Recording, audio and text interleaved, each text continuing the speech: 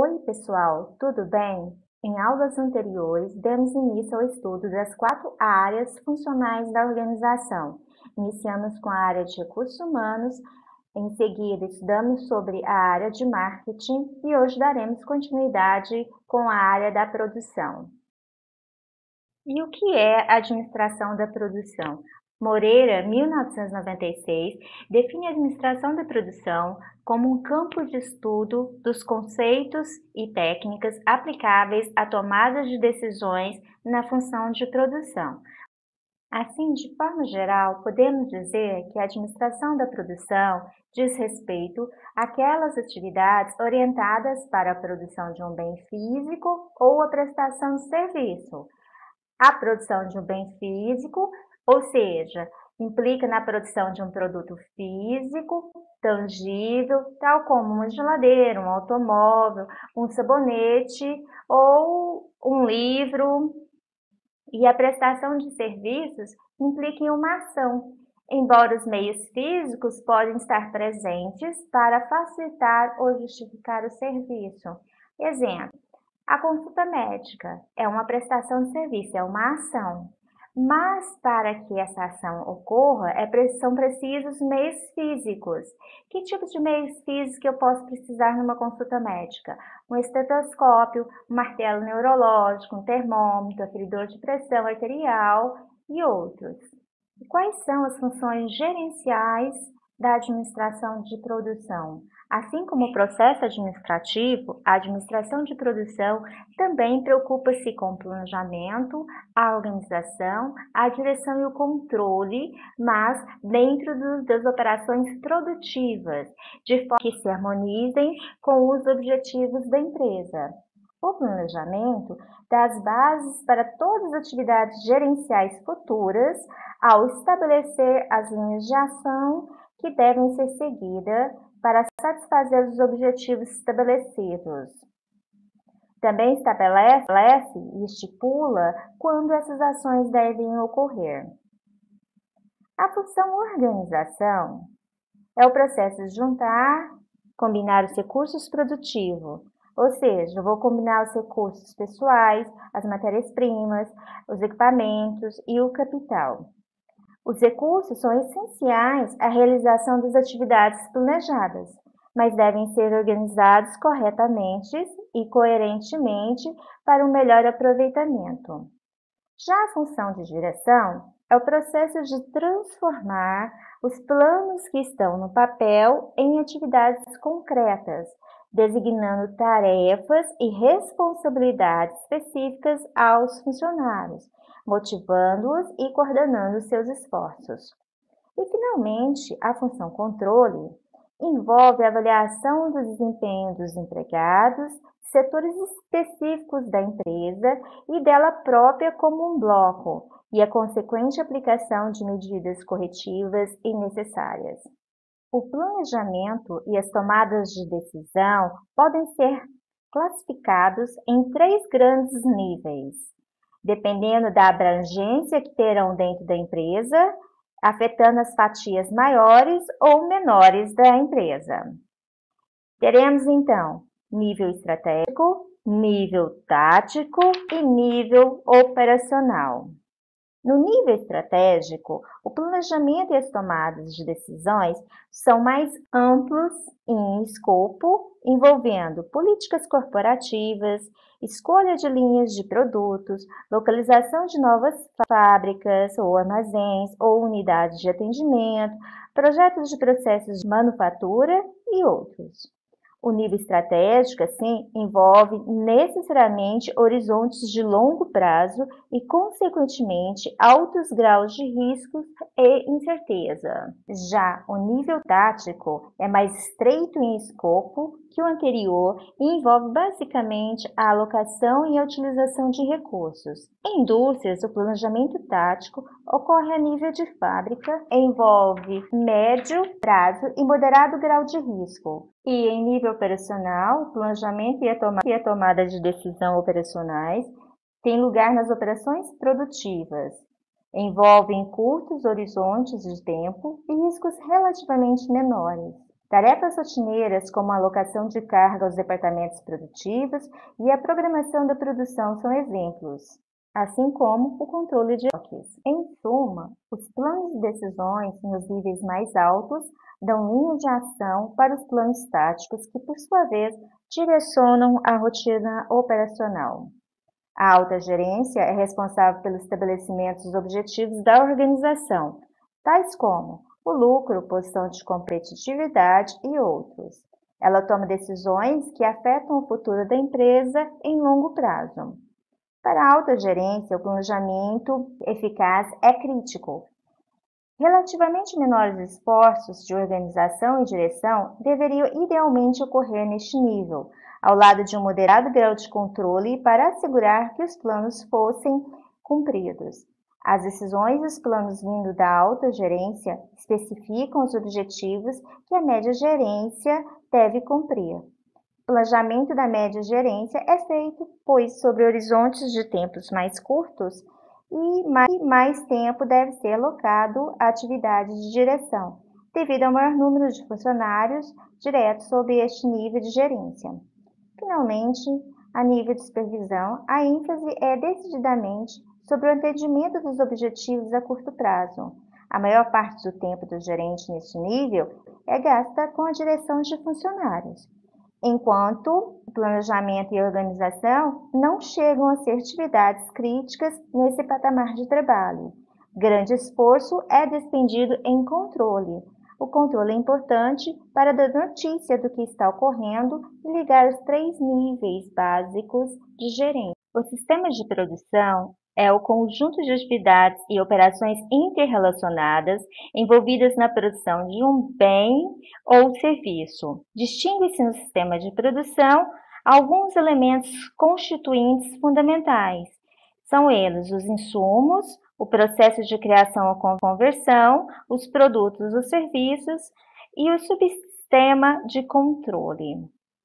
Os insumos são os recursos a serem transformados diretamente em produtos, como as matérias-primas, e mais os recursos que movem o sistema, como a mão de obra, o capital, as máquinas, os equipamentos, as instalações e o conhecimento técnico do processo. O processo de conversão em uma manufatura muda o formato das matérias-primas ou muda a composição e a forma dos recursos. Em serviços, não há propriamente transformação, o serviço é criado. Em serviços, diferentemente da manufatura, a tecnologia é mais baseada em conhecimento, ou seja, know-how, do que em equipamentos. De forma geral, podemos dizer que as atividades e serviços são mais intensivas em mão de obra, ou seja, em pessoal, enquanto que as atividades industriais são mais intensivas em máquinas e equipamentos. O sistema de controle é a designação genérica que se dá ao conjunto de atividades que visa assegurar que programações sejam cumpridas, que padrões sejam obedecidos, que recursos estejam sendo usados de forma eficaz e que a qualidade desejada seja obtida. O sistema de controle, pois, promove a monitoração dos 3 elementos do sistema de produção. O sistema de produção não funciona no vazio e isoladamente.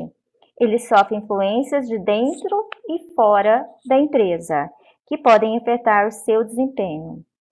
Sistemas de produção podem ser classificados em função do fluxo do produto. Temos 3 tipos dentro da classificação tradicional. Primeiro, o sistema de produção contínua, fluxo em linha.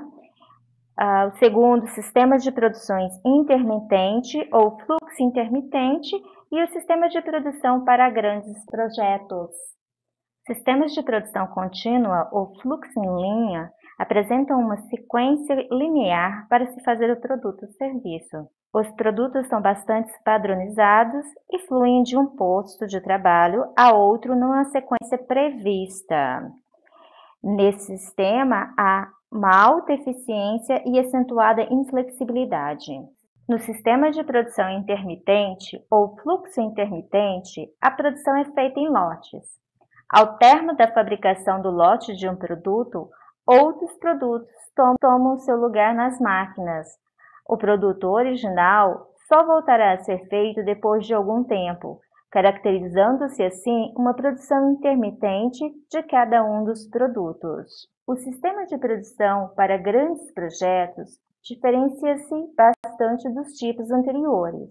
Na verdade, cada projeto é um produto único, não havendo rigorosamente falando um fluxo do produto. Nesse caso, tem-se uma sequência de tarefas ao longo do tempo, geralmente de longa duração, com pouca ou nenhuma repetitividade. Uma característica marcante dos projetos é o seu alto custo e a dificuldade gerencial no planejamento e controle. Exemplos de projetos incluem a produção de navios, aviões, grandes estruturas e outros. Feita essa introdução sobre a administração da produção, vamos entender um pouco sobre os controles dos estoques. Primeiramente, o que é um estoque? Estoque é qualquer quantidade de bens físicos que sejam conservados de forma improdutiva por algum intervalo de tempo. Assim, são considerados estoques tanto os produtos acabados que aguardam a venda ou despacho, como as matérias-primas e componentes que aguardam utilização na produção. Os estoques podem ser classificados como matérias-primas, peças e outros itens comprados de terceiros, peças e outros itens fabricados internamente, material em processo, ou seja, produtos semi-acabados ou montagens parciais e produtos acabados. O objetivo geral do estoque é o de ligar vários fluxos entre si e proporcionar economias na produção. Como objetivos específicos temos: 1. Os estoques serem capazes de cobrir mudanças previstas no suprimento e na demanda. A empresa pode adquirir maiores quantidades de mercadorias para as quais se acredita no aumento indesejável do preço ou que se espera alguma dificuldade de abastecimento no futuro próximo. A empresa também pode estocar esperando os frutos de uma campanha promocional junto aos clientes. 2. Os estoques serem capazes de proteger contra as incertezas. Considera-se incertezas como, por exemplo, as faltas temporárias ou dificuldades na obtenção de matérias-primas e outros insumos necessários à produção. 3. Os estoques permitirem produção ou compra econômica. Com alguma frequência, torna-se mais econômico para a empresa produzir ou comprar em certas quantidades ou lotes que são excessivos para as necessidades do momento, e o que fatalmente levará à manutenção de estoques. É essencial a todo sistema de gestão de estoque conhecer os custos incorridos pela mera existência de estoques dentro da empresa. A racionalidade na gestão desses custos é justamente esperada dos responsáveis pelo controle de estoques. Temos 4 custos associados aos estoques: o custo do item, o custo do pedido, o custo unitário de manutenção e o custo de falta de estoque. O custo do item, também conhecido como custo unitário ou preço unitário, é o custo de comprar ou produzir internamente a unidade do item. O custo do pedido é o custo de se encomendar a mercadoria. O custo por pedido é a soma de todos os custos incorridos desde o momento em que o pedido é feito até o momento em que a mercadoria é estocada. Alguns custos incluem custos de pessoal, aluguel, despesa de escritório, custo de transporte da mercadoria, custo de inspecionar a mercadoria antes de enviá-la ao estoque e outros. O custo unitário de manutenção refere-se ao custo de se manter uma unidade de uma dada mercadoria em estoque por um tempo determinado, geralmente pelo período de 1 ano. E o custo de falta de estoque refere-se às consequências econômicas da falta de estoque. Essas consequências podem ser as vendas perdidas ou a perda da imagem da empresa e a perda de futuros negócios quando o material não está disponível ou vai demorar a ser entregue ao consumidor. Outra importante informação é entender a dinâmica dos padrões de consumo ao longo do tempo, pois Dependendo da demanda, a estratégia será diferenciada no controle de estoque. Há dois padrões básicos de consumo. Esses padrões são chamados de demanda dependente e demanda independente. Vamos entender qual é a diferença entre as duas demandas. A demanda chamada independente é aquela que depende das condições de mercado, que estão fora do controle imediato da empresa. Embora a empresa possa estimular essa demanda por meio de promoções, reduções de preço, mas a quantidade final demandada do item dependerá do mercado. São considerados itens de demanda independente os produtos acabados e as peças e outros materiais para reposição. Já a demanda dependente é aquela que o consumo pode ser programado internamente. Os itens de demanda dependente são aqueles usados na produção interna de outros itens. A quantidade programada para o consumo depende das expectativas da empresa em relação ao comportamento do mercado. Uma vez estimado esse comportamento, por meio de uma previsão de demanda de um ou mais itens de demanda independente, a programação da produção é fixada. Os itens de demanda dependem, pois, da previsão de consumo dos itens de demanda independente. São exemplos de demanda dependente: as matérias-primas, componentes dos produtos e peças para montagem. Os comportamentos das demandas dependente e independente são completamente diferentes. No caso de produtos finais e peças de reposição, ou seja, demanda independente, a demanda é contínua, ainda que sujeita à influência de efeitos tais como a tendência, sazonalidade, ciclos de negócios e variáveis aleatórias, como se pode observar no gráfico da demanda independente. Já por outro lado, as matérias-primas e peças para montagem, ou seja, a demanda dependente, tem um comportamento do tipo tudo ou nada, sempre que a produção seja feita em lotes. Uma certa quantidade é demandada diariamente durante o tempo que durar a fase produtiva dos lotes. Entre duas dessas fases produtivas, nenhuma quantidade é demandada, como se pode ver no gráfico da demanda independente. Geralmente, uma empresa mantém centenas e, com frequência, milhares de itens em estoque. E gerenciar os estoques de todos esses itens com a mesma atenção e o mesmo método pode ser bastante dispendioso, obrigando a que se encontre alguma forma de dar atenção diferenciada a certos itens. Para isso, é necessário que se adote um critério que permita distinguir claramente a importância da mercadoria segundo esse critério. Focalizando a atenção mais de perto sobre as matérias-primas e componentes necessários à manufatura dos produtos, tem-se que o mais evidente de todos os critérios possíveis é o investimento que se faz em cada um deles.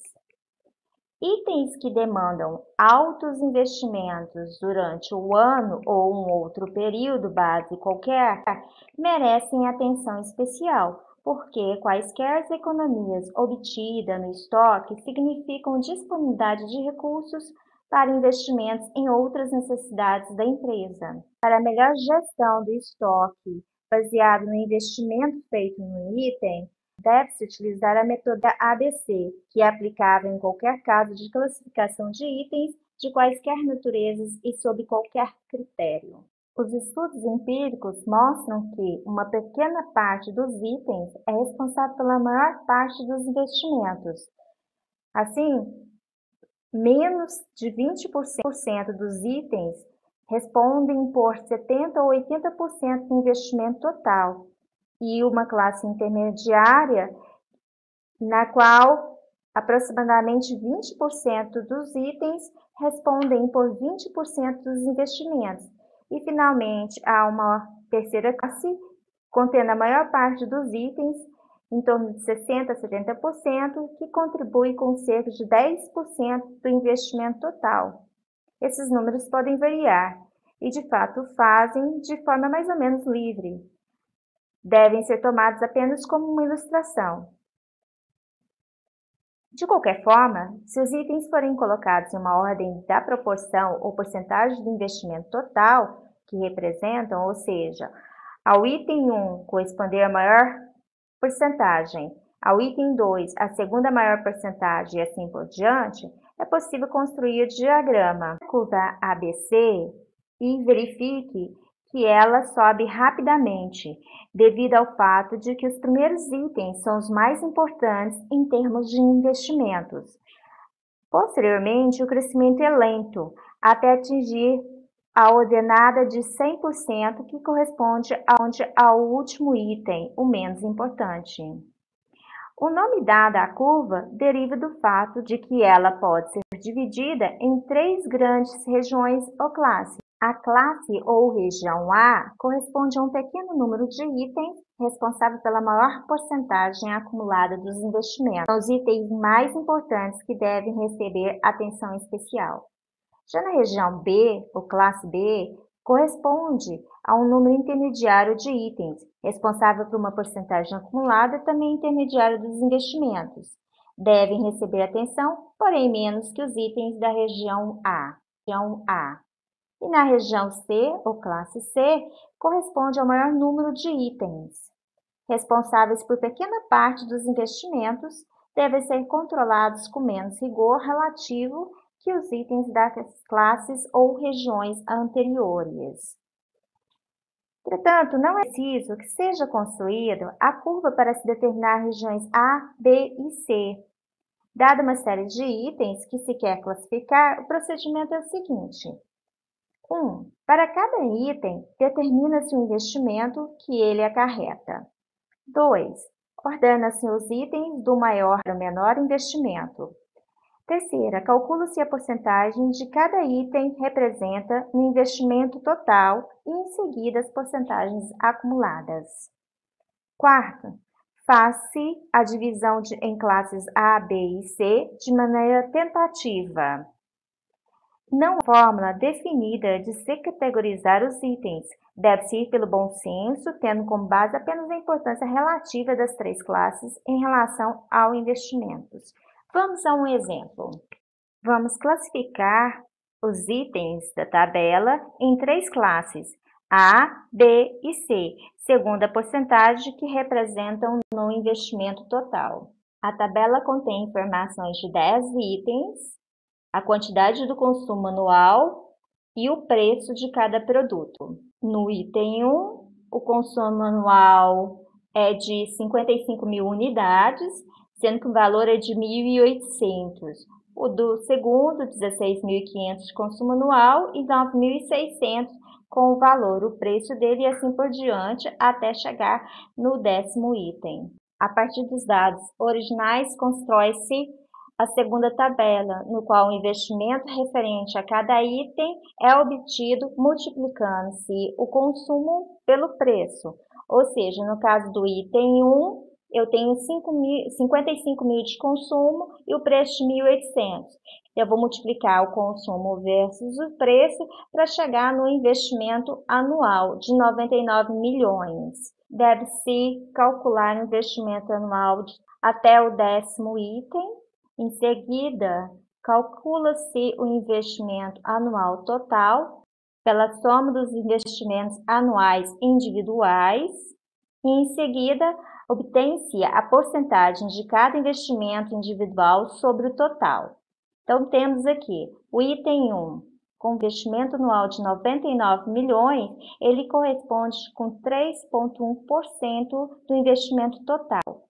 Já se vocês chegarem e olharem o item 3, ele corresponde a 39,1% do investimento total. Assim como o item 6 também tem uma boa representatividade, com 32,9% do investimento total. A terceira tabela é construída colocando-se os itens em ordem decrescente em termos de investimento. Observem que os 2 primeiros itens, o 3 e o 6, são responsáveis por 72% do investimento. Parece natural que constituam a classe A, que fica então com 20% dos itens e 72% dos investimentos.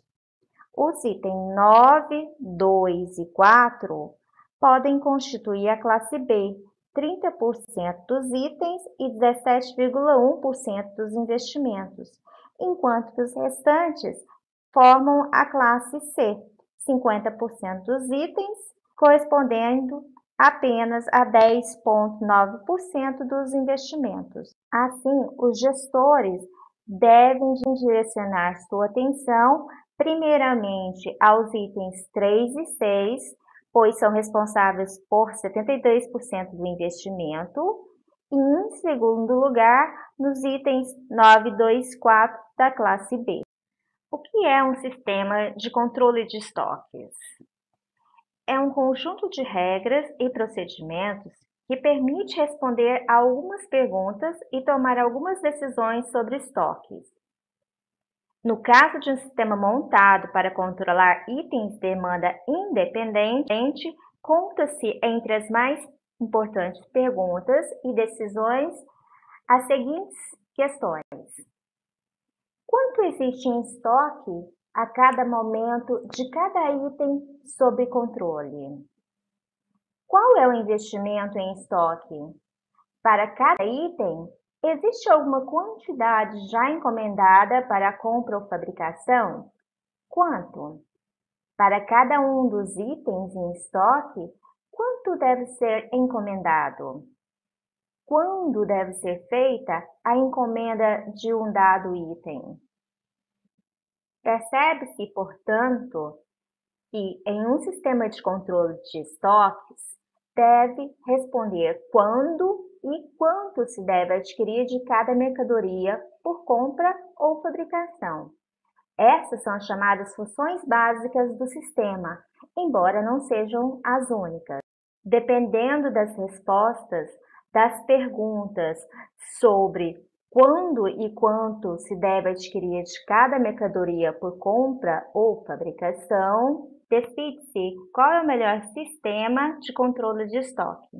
Pode-se optar pelo sistema do lote econômico de compra, que se desdobra no lote econômico de fabricação, ou sistema de revisão contínua, ou simplesmente sistema Q, ou o sistema de reposição periódica, ou sistema P, ou, por último, o sistema para encomenda única.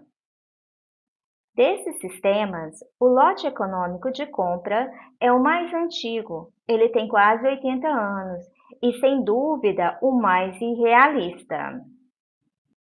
No entanto, ele é importante, pois introduz conceitos diariamente utilizados dentro do controle de estoques. O sistema de reposição contínua é a versão mais realista do lote econômico de compra, enquanto que o sistema de reposição periódica já apresenta algumas diferenciações importantes. O sistema para encomenda única deve ser utilizado num contexto em que uma dada mercadoria deve ser encomendada para atender a uma demanda a se verificar em um período próximo futuro. Para informações detalhadas sobre os sistemas de controle de estoque, consulte o livro Administração da Produção e Operações, de Daniel Moreira. Por hoje é só, muito obrigada pela atenção e até a próxima!